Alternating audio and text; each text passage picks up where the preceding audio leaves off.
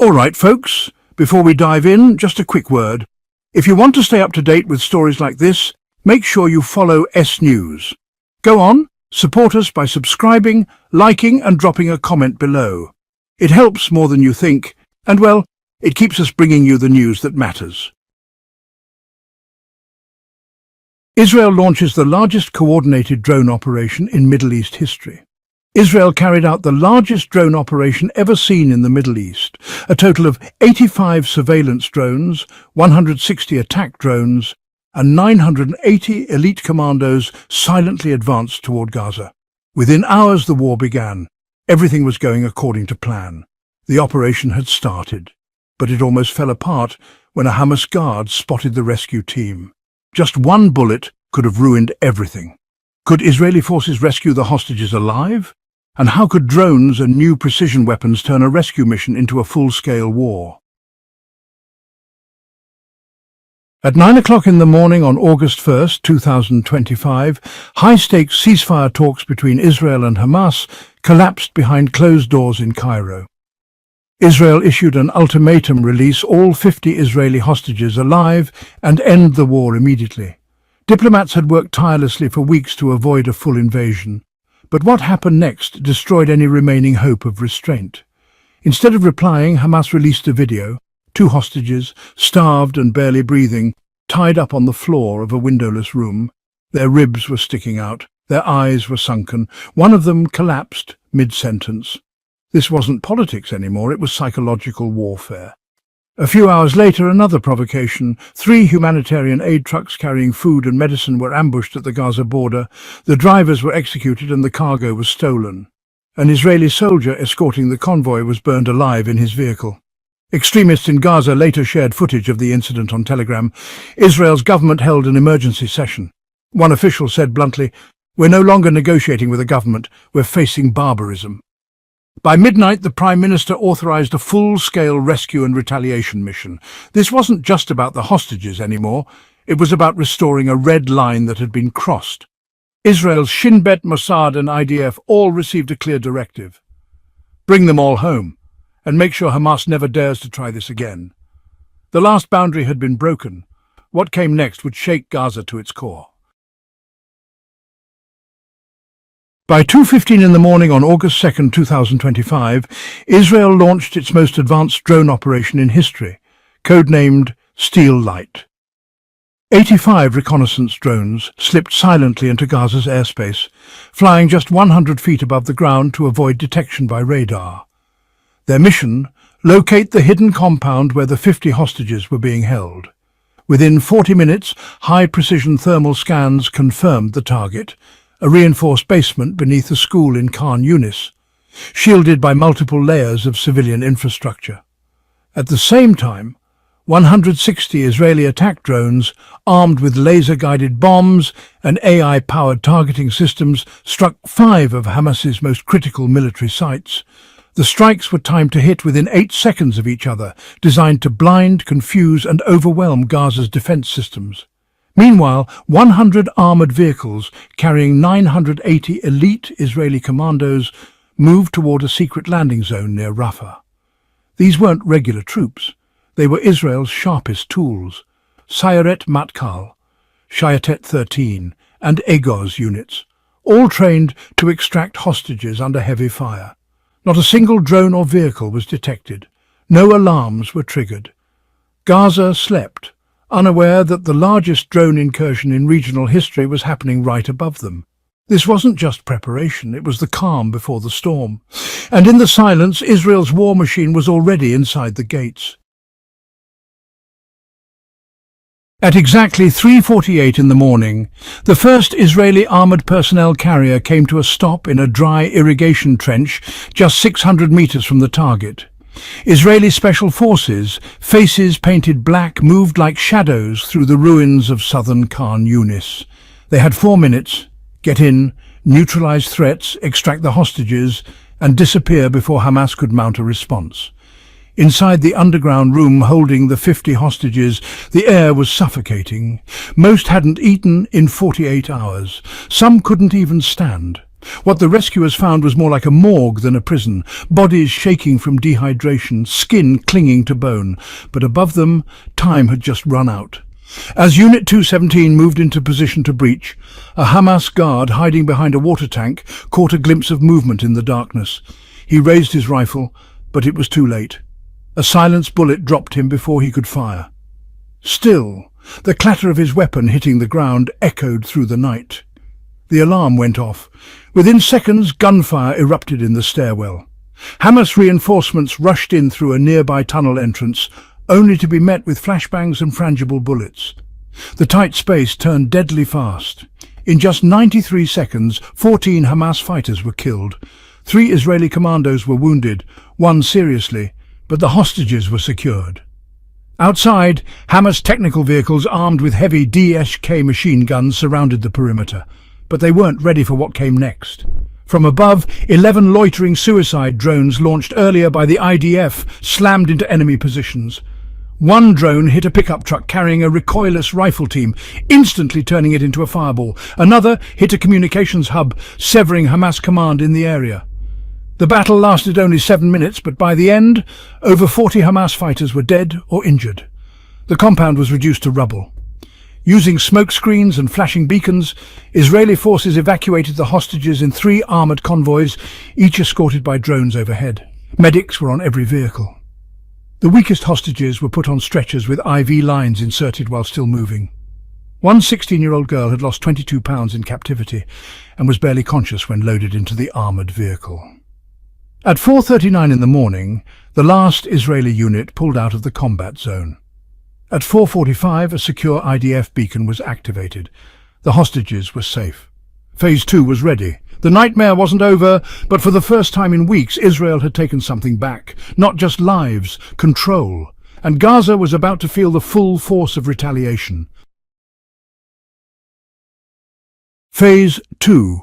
Total retaliation. At exactly 5 o'clock in the morning, just 15 minutes after the final Israeli convoy left Khan Yunis with the rescued hostages, Phase 2 began. This time, there were no warnings, no negotiations, just firepower. From the southern skies, over 60 drones carrying high-yield thermobaric warheads descended in coordinated waves. The targets were precise. Hamas's main command center in Gaza, a central weapons depot near Jabalia, a fuel storage site in Rafah, and a Hamas combat platform in Deir al-Balah. All the strikes landed within a 12-second window, triggering a chain reaction of chaos and paralysis. The central command center, buried 30 feet underground, was destroyed by a GBU-72 thermobaric bomb dropped by a stealth drone.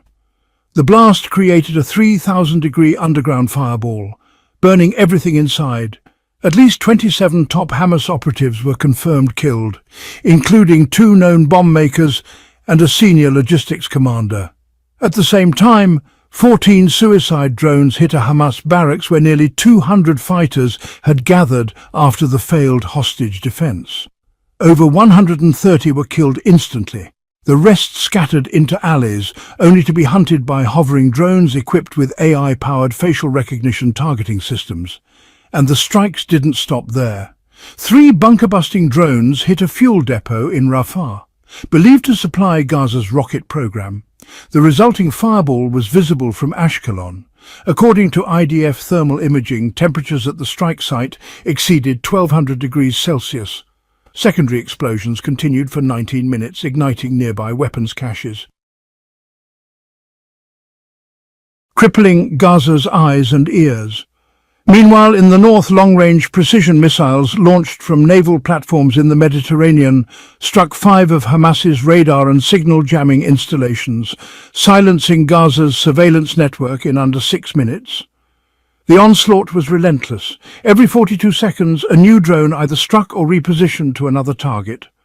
At one point, over 100 different IDF drones were flying above Gaza at the same time, all synchronized by a quantum-encrypted AI battlefield system that jammed enemy communications while improving Israeli strike accuracy by more than 93%. Inside Gaza, confusion turned into panic. With no orders, no fuel, and no functional chain of command, Hamas fighters tried to regroup, But their encrypted radios were now feeding them fake coordinates and false commands. Units moved in circles. Reinforcements rushed to already destroyed buildings. This wasn't war anymore. It was collapse. By 6 o'clock in the morning, Gaza's defense capacity had crumbled in all 4 sectors. For the first time since the war began, Hamas leadership was unreachable, presumed either dead or in hiding. A message written in fire. The message from Israel was now unmistakable, spelled out in fire across Gaza's skyline. Touch our civilians and your war machine will burn. At 6:15 in the morning, as the sun rose over Gaza, the sky was still glowing with smoke and embers from the hell unleashed hours earlier. But the airstrikes were just half the plan. Now came the ground assault, slow, steady and relentless. From 3 separate directions, north, east and south, 100 armoured Israeli vehicles pushed into Gaza's urban core. Each carried elite infantry equipped with thermal scopes, AI-guided cornet rifles, helmet displays synced to drones, and 270-degree vision through walls. The mission: clear every building, alley and tunnel of remaining Hamas elements and secure the entire zone. By 7 o'clock in the morning, the first Israeli units reached a suspected Hamas stronghold in the Shajaya neighborhood. What followed was a 47-minute gun battle against heavily fortified positions. Over 70 Hamas fighters were holed up in 3 buildings with RPGs and homemade mines, but the IDF deployed something new: a swarm of mini-drones the size of a human hand. These drones flew through vents and windows, identified enemy fighters and fired low-yield bursts with surgical precision. By the end of the hour, 68 Hamas fighters were confirmed dead. Not a single Israeli soldier was killed in that area. Elsewhere in the city, Israeli forces advanced using urban-clearing bulldozers, shielded by APCs, tearing through barriers and tunnel entrances. In total, 49 tunnel shafts were discovered and destroyed using thermobaric gel explosives, collapsing the tunnels and burning out their oxygen. Resistance faded fast. With communication lines down, Hamas fighters fled in scattered groups, often leaving behind weapons, uniforms and wounded comrades. Some surrendered. Others were marked from above by silent Israeli drones for capture or elimination. At 8:45 in the morning, the final strike hit, a drone-guided artillery barrage on a hidden Hamas fuel cache under a hospital parking lot. The IDF had delayed the strike until the area was cleared. When the explosion came, it triggered a chain of underground blasts lasting 14 minutes, burning thousands of gallons of fuel and crippling one of Hamas's last supply arteries. By 9:30 in the morning, just 6 hours after the ground assault began, the Israeli flag was raised above what used to be Hamas's intelligence headquarters. Now it was nothing but scorched concrete and silence.